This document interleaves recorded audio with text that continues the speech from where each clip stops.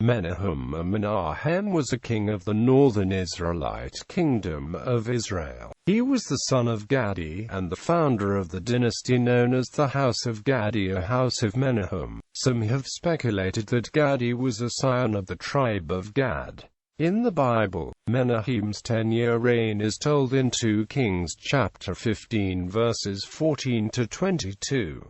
When Shallum conspired against and assassinated Zechariah in Samaria, and set himself upon the throne of the northern kingdom, Menachem, who, like Shallum, had served as a captain in Zechariah's army, refused to recognize the murderous usurper. Menachem marched from Tirzah to Samaria, about 6 miles westwards, and laid siege to Samaria. He took the city, murdered Shallum a month into his reign, and set himself upon the throne. According to Josephus, he was a general of the army of Israel. He brutally suppressed a revolt at Tifsa. He destroyed the city, which has not been located, and put all its inhabitants to death, even ripping open the pregnant women. The prophet Hosea describes the drunkenness and debauchery implied in the words, "He departed not from the sins of Jeroboam."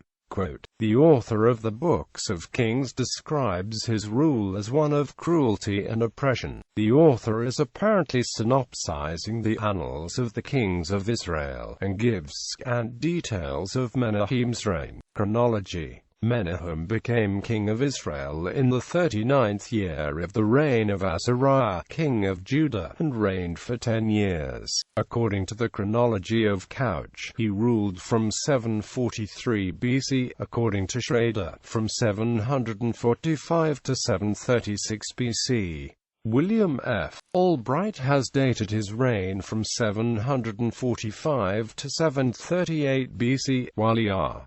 Thiele offers the dates 752–742 BC. Menachem seems to have died a natural death, and was succeeded by his son Pekahiah, tributary of Assyria. Tiglath-Pileser III of Assyria began his reign in 745 BC, 3 years before Menachem became king of Israel. During Menachem's reign, the Assyrians first entered the kingdom of Israel, and had also invaded Aram Damascus to the northeast, and Pul, king of the Assyrians, came into the land. The Assyrians may have been invited into Israel by the Assyrian party. Hosea speaks of the two anti-Israelite parties, the Egyptian and Assyrian. To maintain independence, Menachem was forced to pay a tribute of 1,000 talents of silver, which is about 37 tons of silver. It is now generally accepted that Pul, referred to in 2 Kings chapter 15 verse 19 as Tiglath-Pileser III of the cuneiform inscriptions. Pul was probably his personal name and the one that first reached Israel.